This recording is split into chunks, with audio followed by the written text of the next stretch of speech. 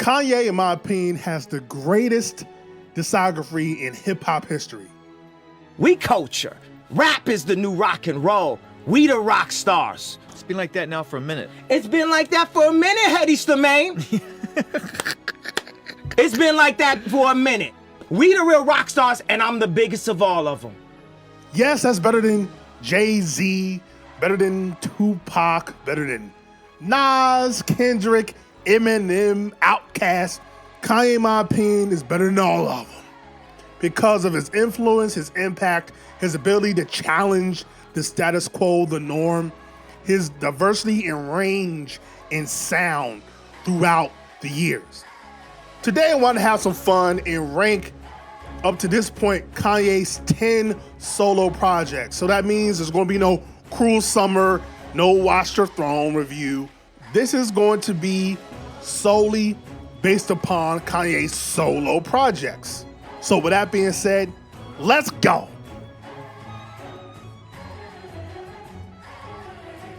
So at number 10, I think this is universally Kanye's worst album amongst Kanye fans and hip hop fans. At number 10, it has to be Ye.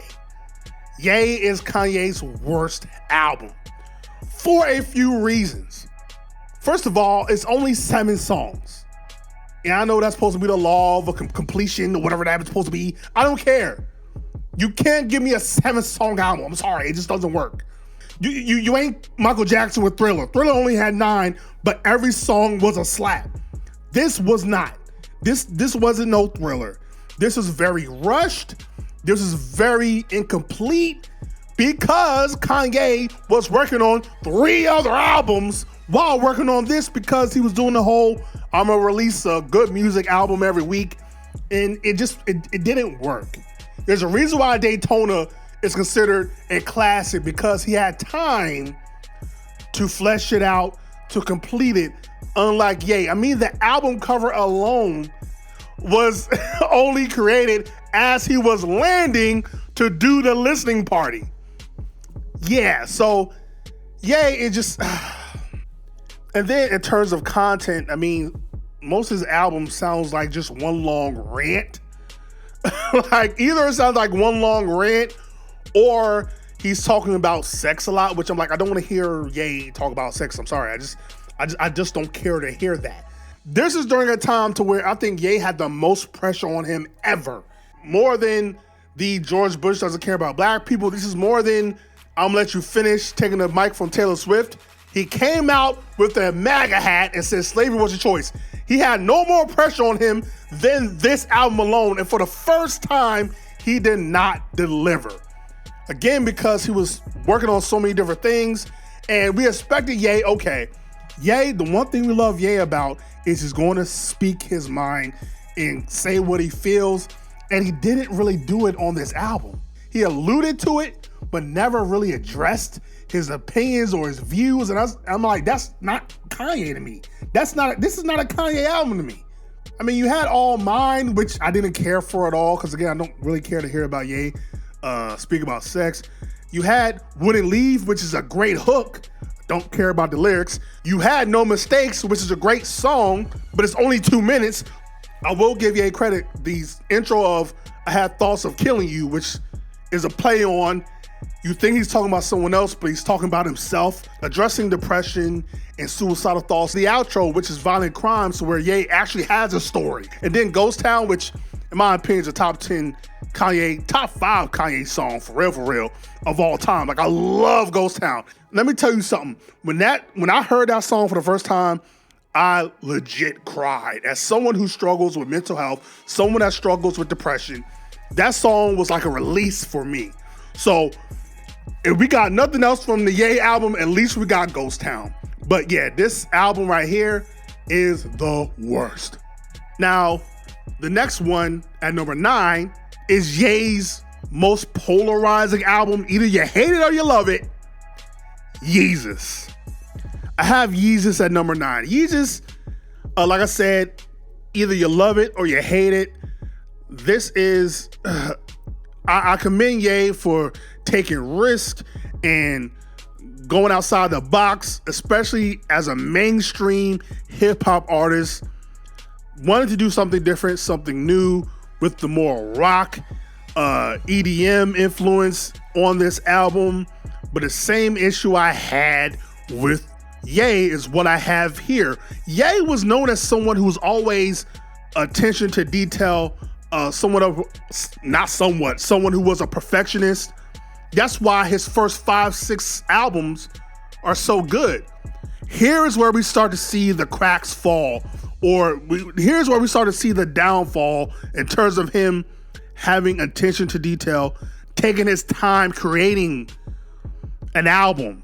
Because here you can tell that it wasn't all the way mixed. You can tell that his lyricism wasn't there, to where his default factory settings were, well, if I don't know what to talk about, I'm just gonna talk about sex, which again, I don't care to hear about Ye talk about sex. And so I know this is Ye experimenting, I get it, but this is not typical Kanye to me. Like, this isn't what we known Kanye to be. Like, you have songs like Black Skinhead, which is great. You have songs like Blood on the Leaves that are great, Bound 2 that are great, Hold My Liquor. Like, I love those songs. So the songs I really like, I love. The songs I don't like, I really hate. So this album could have been so much more better if you would have put more effort. Like, I love New Slaves because it's being conscious. He's talking about things going on in the world. He's speaking upon trying to make it in fashion and how he's still nigga. Like, he's still a nigga. Like, going back to the All Falls Down verse. No matter if you're pushing the bins, you're still a nigga in the coupe. Like, he's still bringing that up. He's still talking about what's going on in the black community. He's still giving us records that's against the grain. This is where we start to see that he's way more focused on fashion than making music. Half this album I love, the other half I hate. So this is really a polarizing album for me. But I have to put this at number 9. I can't put it any higher because he missed the boat with this album to me. Next, we have what I think a lot of people deem also his worst album, which I feel a way about. We're going to get into it. At number 8, we have Jesus is King. Now, look, I'm not here to rant on people who don't have strong spiritual beliefs. I'm not here to talk about, what you believe in. I'm not here to say that. But I think a lot of people did not understand what Kanye was doing here with Jesus King. It's literally in the title. So to me, going from Yeezus to Jesus King, Ye lyrically was just not that good. I gotta be honest with you. He just was not as good as he used to be. Jesus King lyrically is head and above what he's been over the past like 2-3 albums. Lyrically. Production-wise, I think it's still up there. Is very good production-wise. My only issue with Jesus King is the song length. A lot of these songs are just 2.5 minutes, 3 minutes. I'm like, bro, I'm just getting into the song and you're cutting it off. I'm like, what are you doing, Ye? Like, if you would have gave us 10 songs with complete time length, I think this would be way higher for me. Because for those that don't know, gospel is my favorite genre. Over hip hop, over jazz, over blues, whatever rock. Gospel is my favorite genre. So when you start the album with Every Hour with the choir, Sunday service, I'm like, oh my God, this is the greatest thing I've ever heard. So I think he was on the brink of giving us something, like really giving us something. Like, if he just would have been a little bit more, just a little bit more focused on this album. Again, giving us complete songs that aren't just 2.5 to 3 minutes. I mean, God is. Like, he gave it that. Like, this is old Kanye to me, with the soul sample, then flipping it to doing a rendition of God Is. I think it's a James Cleveland. It is a James Cleveland sample, and then him, instead of using auto-tune, he actually gives us raw vocals.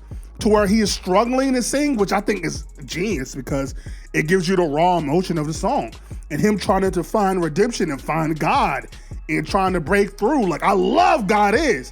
I think it's my favorite song on the album. But then you have songs like Just Like Water, like with the choir. Then you have Everything We Need. We got everything we need. Which I think, man, if Ye just would have did a live version with the choir, again, I think this would be a way better. Because gospel, in my opinion, is always better when it's live.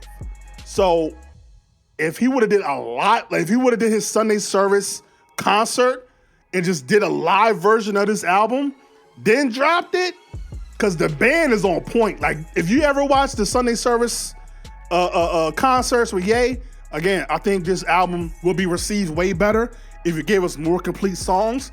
And if this was a live album, it would be better. Because in my opinion, this is a great album, but it's just a little bit incomplete. For people that don't like it, I guess you don't love Jesus. I don't know what to tell you. Like, I don't know what else to say. I really don't know what to tell you. Because this is a very solid album. Just needed full-length songs, that's all. Next, oh man. At number 7, we have Life of Pablo. Boy, do I have opinions about this album. I don't feel like this is a classic album. The niggas bleach asshole, man. Bleaching asshole, Ye? Why? Dog, the song Father Stretch My Hands, I think again symbolizes what this album is for me. The first 2 minutes of Father Stretch My Hands is the most beautiful thing I've ever heard, with the soul sample by Metro Boomin, then the Kid Cudi melody. Like, oh my God, it's the greatest song. Then Ye's verse comes in and it ruins it, which is rare to say. Like, rare to say, like, the fact that Ye comes on the song and it's just like, I'm like, how is that possible? It's just like, I don't understand how you, I understand why Ron Fest left the booth, left the studio, went home. Like, because you ruin a song like this talking about bleach. Again, Ye, when Ye doesn't have anything to talk about, he goes straight to sex every time. I'm like, what? Like this, and then you listen to part 2. I'm like, just put the part 2 verse on here. Just change the speed and the flow. Like Ye, I remember Ye tweeting saying, "Oh, this is gonna be a gospel album." I'm telling y'all, he kind of mini started Good Fridays again, going into this album. He's like, "I'm telling y'all, this is gonna be a gospel album." It's like, you start off with Ultralight Beam, which I love, especially the live version. If the SNL version, I love the SNL version of of Ultralight Beam with Kelly Price, Kurt Franklin, Chance the Rapper has one of the greatest guest verses of all time. The choir, it's like, Ye with a choir, he never fails. So I'm like, bro, I love Ultralight Beam. I just love Ultralight Beam. This is Ultralight Beam. This is a God dream. This is a God dream. This is everything. Like, oh my God, I love that. Going back to Ye saying this is going to be a gospel album, I feel like there's a reason why this was not the album that he intended to make. I'm going to say this, like, I don't think he's ever talked about it. He's kind of alluded to it, but I don't think this is the album that Ye intended on making. I'm going to speak to it in just a little bit. But there are songs that I absolutely love in this, like I said, Ultralight Beam, the first 2 minutes of Father Stretch My Hands, part 2 where Ye spazzes. That nigga spazzed on part 2 of Father Stretch My Hands. Like, he was wilding. Come on, Waves with Chris Brown, one of Chris Brown's best vocal performances ever on a song. I mean, oh my God, the Kid Cudi, Kid Cudi humming, he has never missed. You got 30 Hours from Andre 3 Stacks. Like, shout out to Drake. Shout out to Drake, man. The Real Friends. Oh my God. Like, Real Friends. And of course, I think probably the highlight, No Parties in LA. Kendrick and Ye's first song together, I believe. Nigga, I ain't worried about my daughter. I ain't worried about Kim. Satan's baby Ye. I ain't worried about him. Like, oh my God. And Kendrick spazzed on this. Of course he did on it as well. And then you have songs like melodic songs like Wolves. Oh my God. I love Wolves. Beat up, I found you somewhere else, right there. Like, I love Wolves. Like, this is, like, again, I understand people that really love this album. I love this album too. But again, it just has some misses on here. Spoke about Father Stretch My Hands. I think in the same vein, Highlights, a great song instrumentation wise. And then his lyrics mess it up for me again. I'm like, what are you doing, Ye? Highlights is a great vocal arrangement and you messed it up for me. Because again, you had nothing to say. So you have that song. There's a few more duds on here in my opinion. But then you have, I think, if Ye would have promoted this song, Fade, your love is fade, fade, fade. Had he promoted this song, had he actually pushed for this song to be really a single, before there's Beyonce and Renaissance and all that, and house music is now popular amongst the black community again, Fade could have really been, like, Fade really, like, it really could have been one of those, because, like, I think he only performed it once. I think he performed it once in, like Met Gala or something, to where you can't really find the footage of it, but it's like, bro, Fade could have really been one of those, son. Really could have been one of those. It's a shame that he never really got to tour this album either because of the whole incident. I think he only did like a couple shows. F My Life Up. Oh my God, with The Weeknd. Like this album is fire. Don't get it twisted. This is a fire album, but I just think he has way better albums than this. It comes to substance. It comes to execution. Not having any skips, and this is a very dope album, but in a song that was very Kanye-like. I miss the old Kanye, Chop Up His Soul Kanye. Like, I love that he put that on the album. I'm not gonna hold you. That song is the antithesis of this album for me. Oh, we about to be controversial right now, just like Kanye. At number 6, we have Donda. Donda, in my opinion, is a classic album. Yes, I said it. I really feel the way people do not regard, I don't think people regard Donda as a classic album. I think the consensus is it's a very mid album. I think a lot of it has to do with the way people view Kanye. Ever since he put that MAGA hat on and said slavery was a choice, I don't feel like people will ever give Kanye credit again for anything he did prior to like Yeezus. I don't think they'll ever get credit again the way he's supposed to. Donda is a fire classic album. Not to mention the unreleased songs he eventually did release, like Life of the Party, Up in the Ashes. I don't know how you not put that on the album, Ye.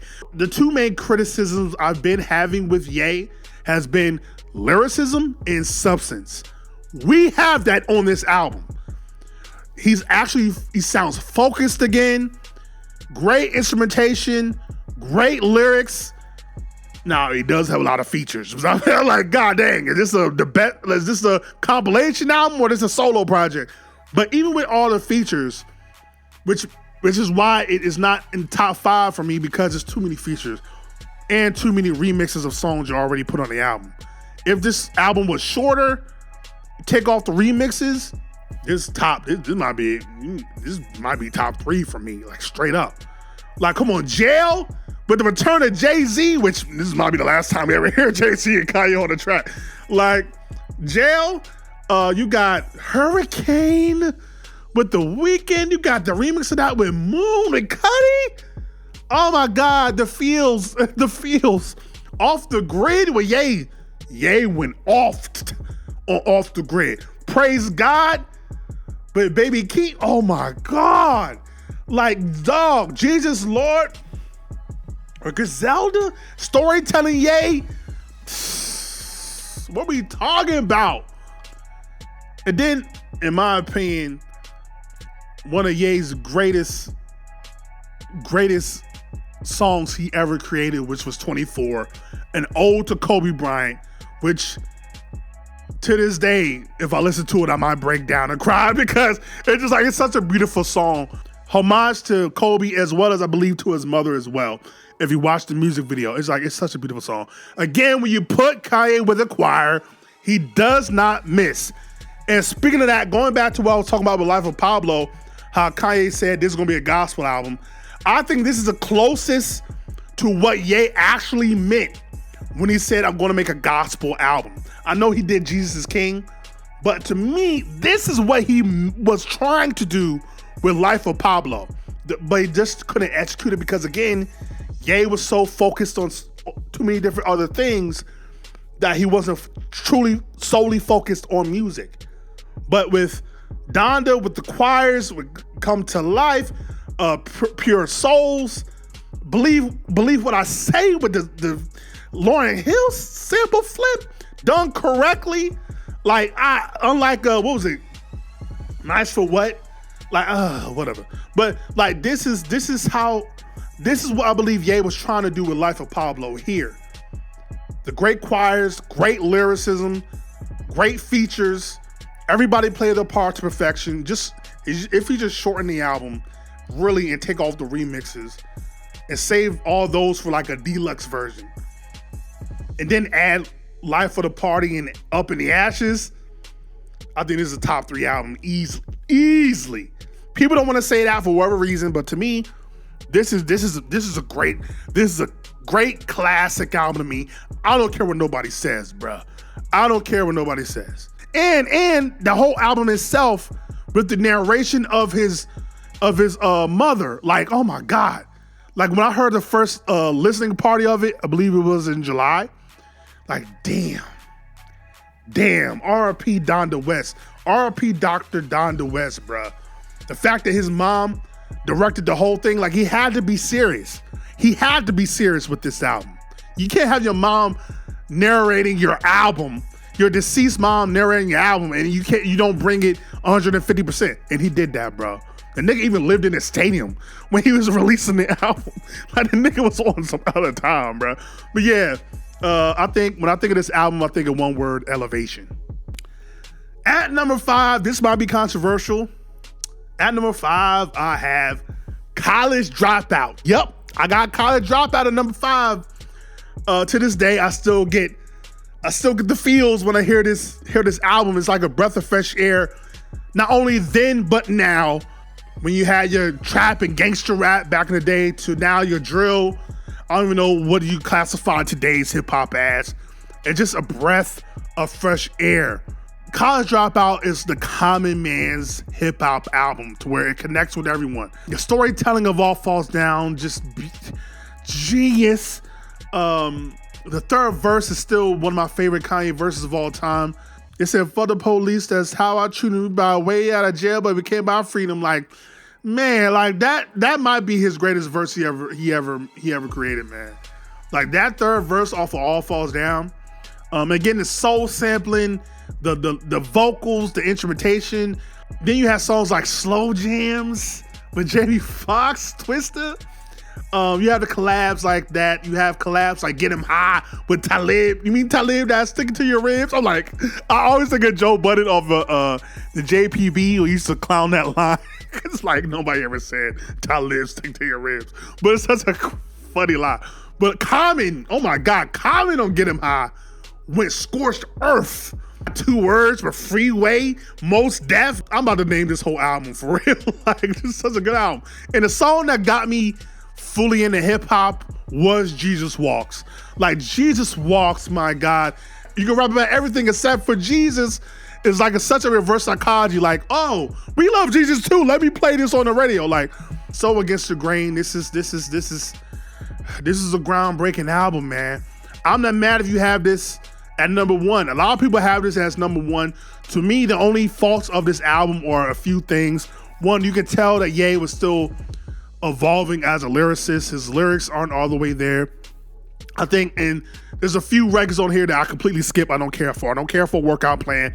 I don't care for Breathe In, Breathe Out with Ludacris, and I don't care for School Spirit. Like, I just don't care for those songs at all. Like, I don't care for them. So it's one of the rare albums in its first slew of albums to where I have actual skips, and I just don't care for those songs. And we're comparing different albums.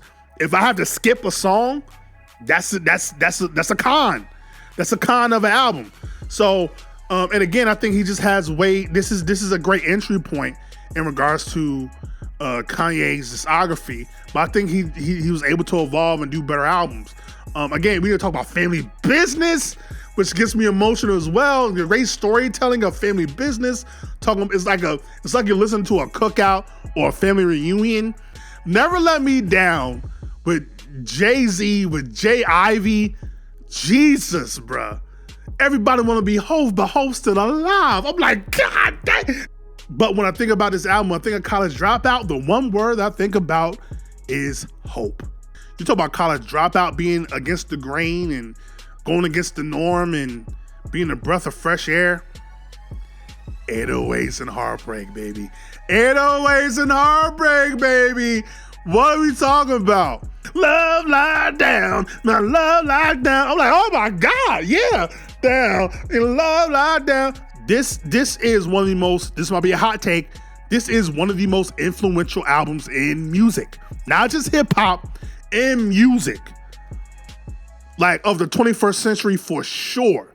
Because for a hip hop artist to do a whole auto-tune album, and an album to where you can't really put it in a box because it's hip hop, but then it's pop, but then it's R&B, but then it's emo. Like, you can't put 808s in a box. Like, this is very much Michael Jackson levels of artistry to where you can't put this in a box. You can't classify this album. And the main strength of this album is the reason why Ye did this album, which was melody. To me, that's why I said it before, gospel is my favorite genre because of melody. I love melody. So the fact that he made a whole entire album of, your love lockdowns, your heartless, oh my Jesus, heartless, in the night I hear told the coldest story ever told, for along this road I lost myself to a woman so heartless. Like, oh my God. If you ever been in an arena or a concert when that's being played, oh my Jesus. Like, just the lyricism too. Like, this is gonna be hot. This is Ye's greatest lyrical album. I don't care what nobody says. Him lyrically, every song he delivered lyrically, like I've never heard the metaphors in the arrangement of lyrics like 808s and Heartbreak, bruh. I'm telling you, Welcome to Heartbreak, To Say You Will, he was just in a different zone. Cold as Winter, which I wouldn't learn till way later that it was a homage to his mom. Goodbye, my friend. Will I ever love again? I'm like, Jesus. He really could have made top 3, like, if I really wanted to. Like, I love the vulnerable, again, Ye being vulnerable, emotional, and it definitely in '08, but it was not cool for black men to be emotional and vulnerable, especially hip hop artists. But he said, scratch all that. Like, I'm gonna say how I feel. This is a cohesive album of emotion. It's simple yet effective. Like, See You in My Nightmares, amazing. And this album always has me in my feelings in the best way. Welcome to Heartbreak. All right, now we got the top 3. The top 3, I think, for the most part, this is probably everyone's top 3 when it comes to Kanye's discography. And number 3, again, I'm gonna say this again. I could have easily had this number 1, but I have that number 3. Graduation by Kanye West. Another groundbreaking album when he was going toe-to-toe with 50 Cent. Dropped on the same day, September 11th, 2007. And everybody thought Ye didn't stand a chance because 50 was going diamond every time he popped out. This is where we saw the shift in the culture. We saw a shift in music. We saw a shift in hip hop. This is the day that hip hop changed to where the nerd or outcast won. Good morning to I Wonder, to la, la, la, la, wait till I get my money right. Like, you can always rap that. Like, you can always say that. Like, man, The Good Life with T-Pain, when T-Pain was really him in '07. Like, welcome to the Good Life with the PYT, Michael Jackson sample flip. Like, oh my God. Like we ever do it this time. Like, like, what are we talking about? I'll never forget when KRS-One was clowning flashing lights and said, oh yeah, 50 gonna beat Kanye. And I love KRS-One.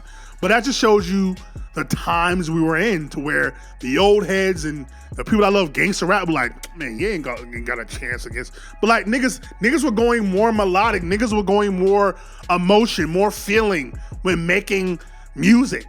I think the antithesis of this album is Everything I'm Not made me everything I am. Like it everything he's not made him everything he is. And it's like, it connects to you on a human level, to where it talks about peer pressure of trying to be like everyone else, trying to follow trends, trying to follow the crowd. And like, I'm not going to be that. I'm going to be myself. Yeah, when I think about graduation, dog, I think about dreaming. I think about anything is possible. Final two. So, by process of elimination, you know it comes down to either two albums. What's going to be number two? What's going to be number one? Well, at number two, we have My Beautiful Dark Twisted Fantasy. Yep, that is number two. For a lot of people, this is the greatest hip-hop album of the 21st century. This is Ye's greatest album ever.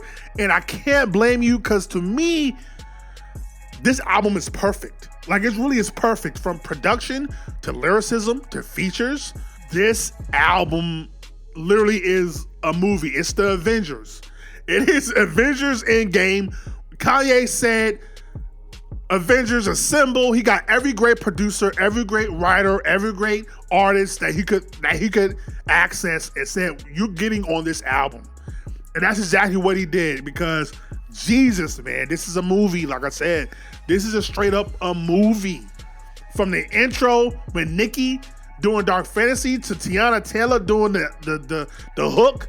Too many Urgers on your team, that's why your wins low. Like, man, Ye was in a different bag. This post Taylor Swift, man, he had something to prove. He started doing Good Fridays. Like, I'll never forget when I first heard Power, which is nothing like I've ever heard ever. The chanting, the hey, hey, hey, hey.